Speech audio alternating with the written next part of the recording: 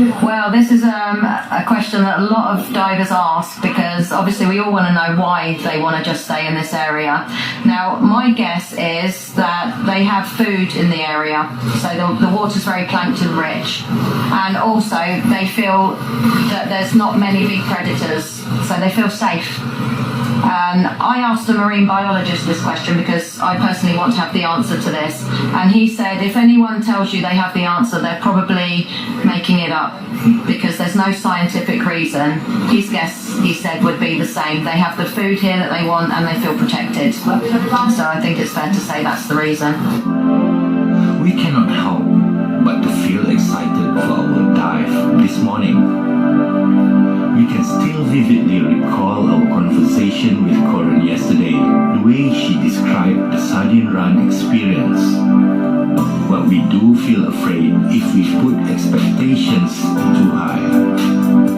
It is a shore dive this time. As soon as we sink into the ocean and we move further away from the shore, we lost sight of the seabed.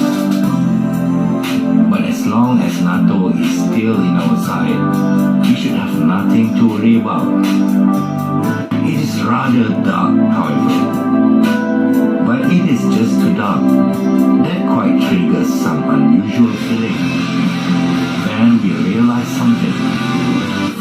So it's the sheer numbers. Sometimes when you're diving underneath them, you feel like the sun's gone in, and then you turn around and look up and you have a whole cloud completely covering the surface of the ocean. There seem to be huge dark clouds above us.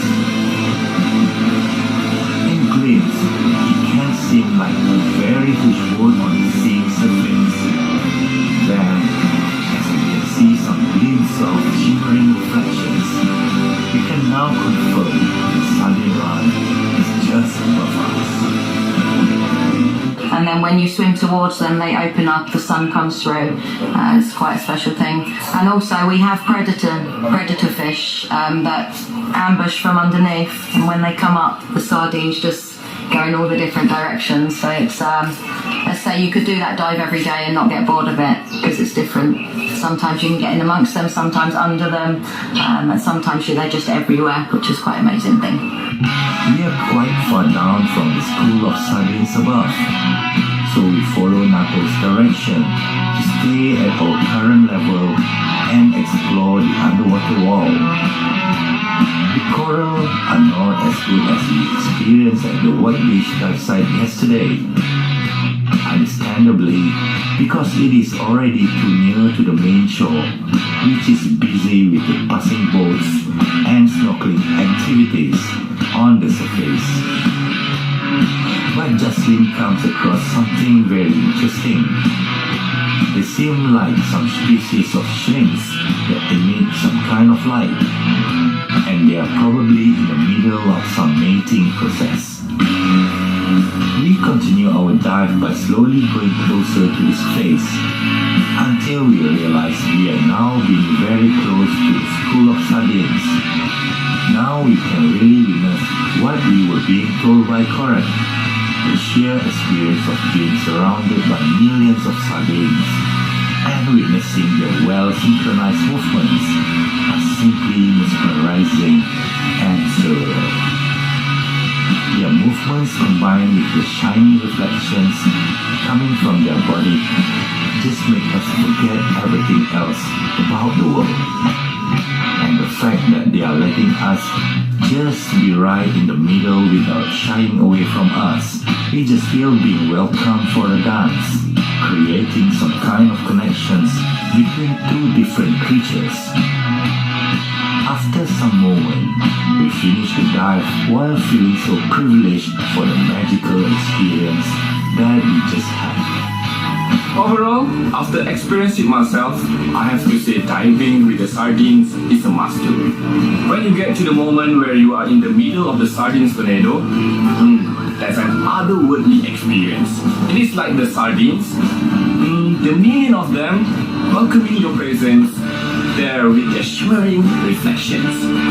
Yet, another thing that struck me as well is to witness the impact of the typhoons. Before this, it is only something that I only heard on news, So, as we know, there is a correlation between the climate change and the occurrence of the typhoons. Now, I am more than ever feel the pressure that we should be more serious on taking care of our planet. Mabuhay. I knew that the Kawasan Falls is not just a single waterfall, it consists of multiple waterfalls, but I didn't expect the area to be that huge. You know, like it takes around like 4 hours to complete the trek, and for me, they can declare it as a national park already. So people will get idea on how beautiful the place really is, and also that it is also a very big area to cover. So I think it is already at that level. About this, I can make an analogy of the phenomenon with an orchestra playing a composition, all played together, but as the songs continue, there's a sections of horns starts making progression, then brass adding more to the dynamics, and later when other bigger fishes comes and there's a sudden change to the composition, dramatic sort of situation. Now I understand why people don't get tired of watching this spectacular event. We are going to remember Cebu as a place where sardines have welcomed us with their beautiful dance. But it is also a place where we learn more about how disastrous the typhoons really are. And something more serious should be done to counter the climate change formation so that we can reduce the severity of the typhoon occurrence. We know there are a lot more unique diving experiences we should try in Cebu. We definitely are going to come back.